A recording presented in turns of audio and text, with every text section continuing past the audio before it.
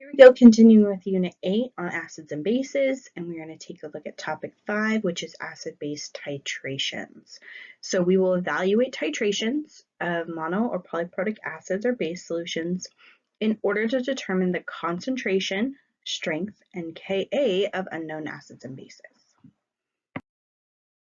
So acid-base titrations. We did an acid-base titration towards the beginning of the semester. And when we studied titration, this reminder is the lab where we were trying to get the baby girl pink indicator color change. So what's the point of these titrations? They are used to determine the concentration of your acid or your base, one of them. So from doing the procedure, we need to be able to find the volume of each solution used, as well as note the concentration of the known solution. So that should be on the bottle. And from there, the concentration of your unknown solution can be determined. So that's the main goal, is to figure out your concentration of an unknown solution. But a titration curve can also be obtained. And this is where we get into this advanced level of titration. The titration curve can determine if the solutions are strong or weak, as well as find your Ka or Kb value for the acid or base. Now, reminder, we use an indicator. An indicator is a substance that changes color due to pH. At the point that the color changes, you know you have added enough moles of titrant to equal the moles of analyte. So you've reached that equivalence point, equal moles, plus just a bit more, which leads to the change in pH of the solution, and therefore a color change, and that's our endpoint. So we're looking for that color change, which gives us our endpoint and indicates our equivalence point. So what's key here is that when we do an acid-base titration, the main point of it is to get to our equivalence point, to get to equal moles. We looked at in our previous section how to calculate the pH when we have equal moles of a strong acid and a strong base. That's always going to be a pH of 7. But we didn't look at how to yet. We've also looked at how to find pH when it's an excess of a strong acid versus a weak base, or an excess of your strong base with a weak acid. So now we're going to look at what happens when we have, or how do we figure out that pH when they're equal moles of a strong acid with a weak acid with a strong base, that kind of thing. So we're going to add in that extra part that we haven't looked at yet, and look at these titration curves and see what kind of information they can give us. So we're going to be adding in a few things, but what we've learned before can still apply here. So let's review the titration process itself. What does the lab actually look like? So you'll have a flask. Let's say we're titrating an acid. So we'd have our acid, we put it in flask 1, we measure out exactly how much it is, so we'd know the milliliters of our acid, the volume. We would add our indicator to it, so we get that color change as we titrate. That solution would go here in step 3 underneath your burette. Your burette would have your base, so we'd have I'm going to put base up here, a B for your base. And then you're going to add your base into your acid, drop in the base, and then we would get our final reading. So that would tell us our milliliters, oops, computer's freaking out, milliliters of our base. So we'd have, from this information, we typically would also have the molarity of our base. So we'd have the molarity and the volume of one of your chemicals. We'd have just the volume of your other chemical, and then we could determine its molarity through calculating. We can see that color change. That's when it's neutralized, when equal moles of acid and base. So that's the key here, is equal moles. Now, if we're doing a titration with a titration curve, so that's a graph that we're going to be creating. I'm going to show you those graphs on the next slide. What needs to be added is a way to measure the pH. A titration curve is a way of showing the pH of your solution throughout the reaction. Now you'll notice that the pH meter, so that's this part right here, is in the flask, or in this case a beaker. So whatever solution is in the beaker is what it's measuring the pH of. So if we start with an acid in the beaker, then our pH is going to start really low and it's going to go up as we add the base. If we start with base in that solution, then it'll start really high for your pH and then go down as we react. So that's what the difference in the setup is. All right, let's take a look at some titration curves and see what's going on with these graphs. So this is a graph that's created using that probe that's in the beaker. So when we have our titration set up, we have our beaker, it has that probe sitting in it, and that is measuring the pH. And then we are dropping our chemical, one of the chemicals, into our solution. So as that chemical drops in, it reacts and changes the pH of the solution. So we're tracking that pH. So our pH is what we're measuring. That's our y-axis, our dependent variable. And our independent variable is what we are actually changing, which is the volume of whatever we're adding into the beaker. In this case, this 0.1 molar NaOH added would be coming from here. So our burette is what we're measuring on the x-axis. So how much have we added to our solution? And as we add it, we're measuring the pH of the solution there. So we can see here in the first graph that our pH starts out very low. We're at a pH of 1 to start with. So that indicates it's an acidic solution. So remember, we're measuring this, so that has to be our acid. We're adding NaOH, that's our base. So as we add more base, our pH is going to increase and become more basic. Now, we can see a couple of things about this curve. It starts out a little bit flat and then slowly increases, and then it gets this drastic vertical space on it and then curves out and almost flattens again. So what we call the equivalence point, you can see is labeled there.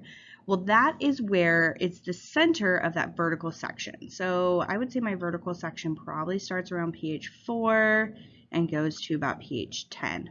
So the center of that is a pH of 7. When we get a pH of 7, that indicates that, well, there's a couple things we can read from this. A pH of 7 is usually indicating that we have a strong acid, strong base. We also know what our strength of our acid and base are based on where our titration curve starts. So since it starts at a pH of 1, that's telling us this is a strong acid that we're starting with in our solution. And then since we're ending at a very high pH, that tells us it's a strong base. We also know it's a strong base because it's NaOH, and that's one of the ones on our list. So we're titrating a strong acid with a strong base. If we flipped our acid and base, we put the acid in the burette and the base in the beaker, what would change about this curve is we would start at a high pH, we'd drop down, and then we'd end at that low pH. So it would flip it around that equivalence point. So we'd start high and then go low. So wherever we start indicates what's in the beaker, wherever we end tells us what's in the burette.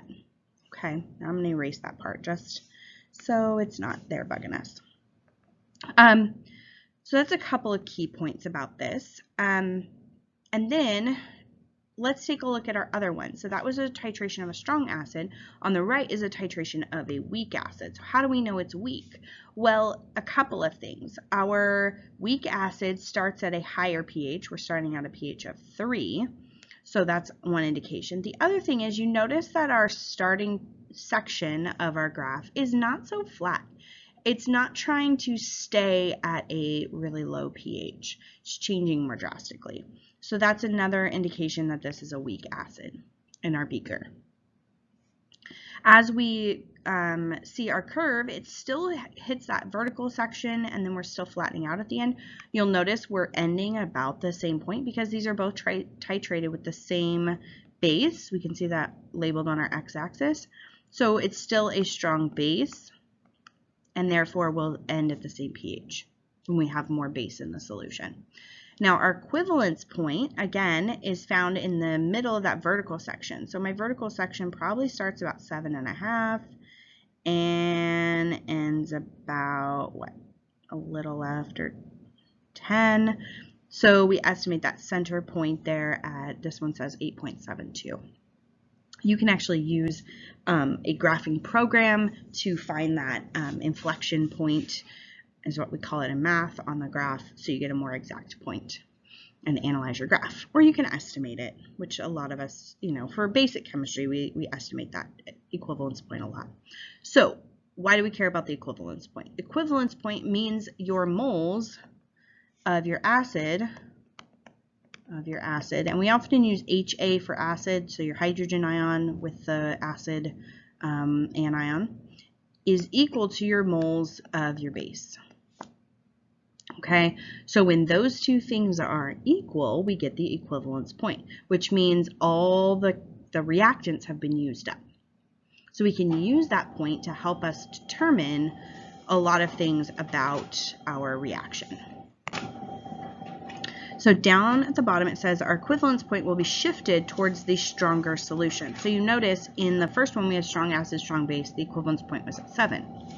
In the second graph we had a weak acid and a strong base. Our equivalence point was higher, it was more basic because our base was stronger. So it's going to shift towards that chemical that is stronger. The start and end of the titration curve can indicate the strength of the acid and base, and the curve can also help to find Ka or Kb values. So let's talk about that. How do we find a Ka or Kb? So we're going to look at, actually let's look at the second graph. I'm going to take a few things off. So there's a special point that occurs on our graph where we have titrated half of our acid, in this case, half of what's in the beaker. And at that point, we have equal moles of acid and its conjugate, right? Its product. So at that point, so we find that point by taking our volume at the equivalence point and cutting it in half. So half of that, half of 25, is about 12.5.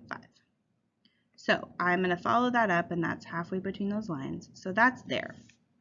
At that point, a magical thing happens. It creates what's called a buffer. And at a buffer region, our pH at that point, which is about, if I can estimate, about 4.8, that number equals the pKa of our acid. Well, what's pKa? Well, Ka is the equilibrium constant. pKa is the negative log of the equilibrium constant. So if my pKa is 4.8, so if I've taken the negative log of Ka and I get 4.8, I want to be able to undo that, just like I want to undo and find hydrogen. So 10 to the negative pKa is going to equal my Ka. So I can do 10 to the negative 4.8, and I'm going to get my Ka value. So that is how we can, and we can actually calculate that. That's how we can find our equilibrium constant using a titration curve. So we can do that for any of our acids or bases. If we had the opposite curve like I drew earlier in blue, we could find the pKb, or the Kb value, the equilibrium constant for the base. So that's how we can find that from our titration curve.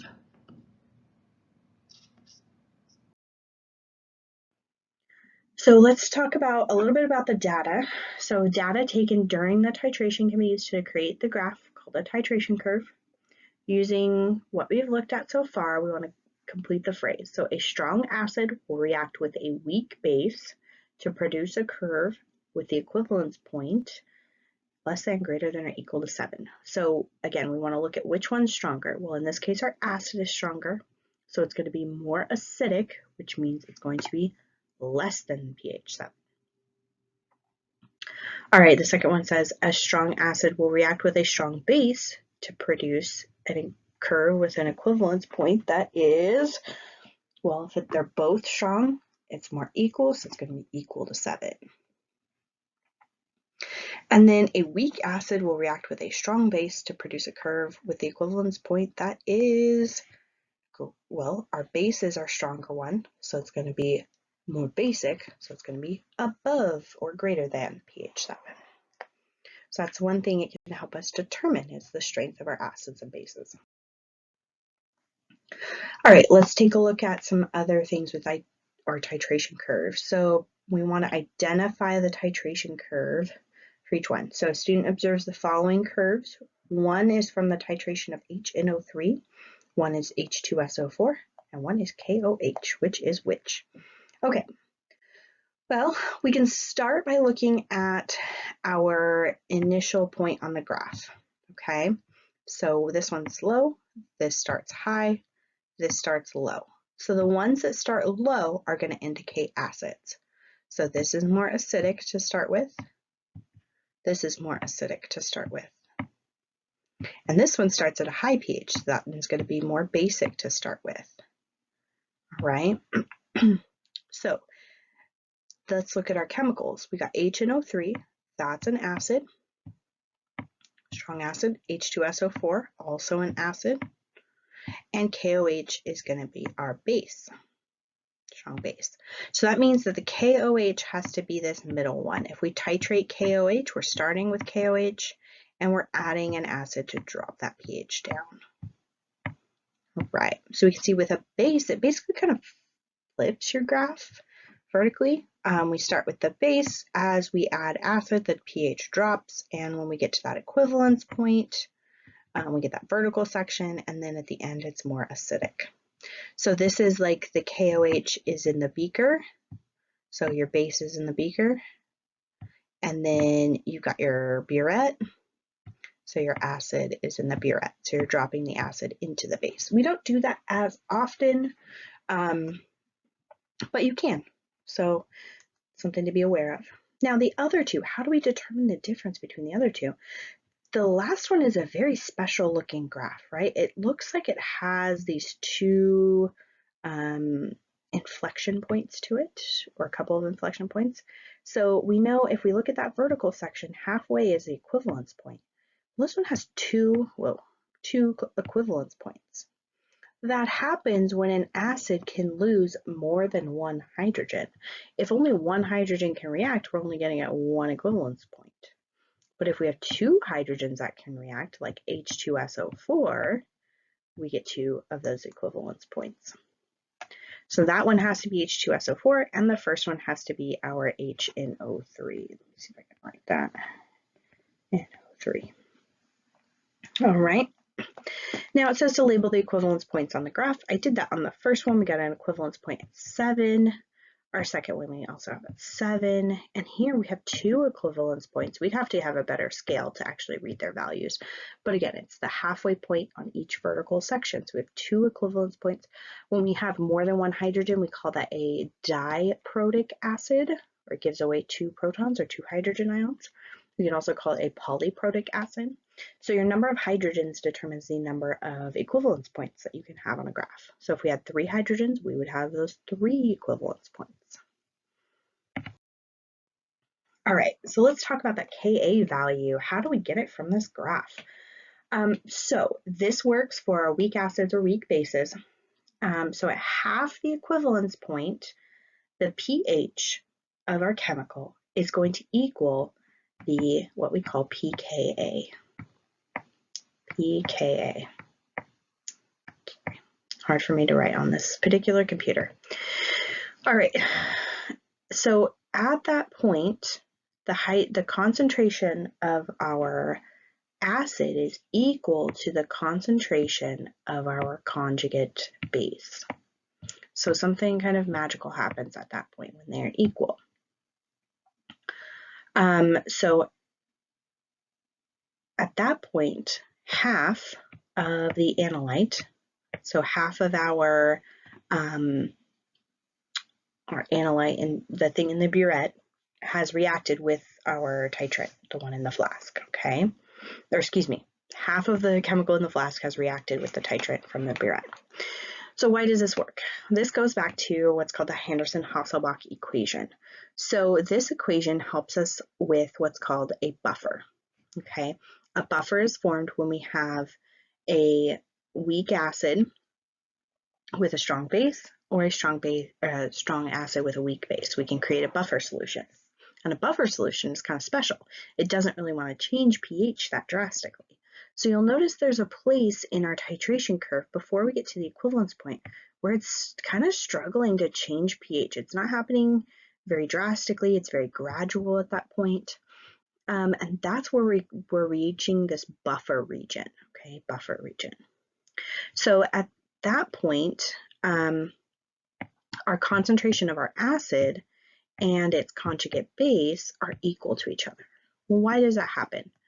Well, at the equivalence point, so in this case, at 25 milliliters, we get to our equivalence point.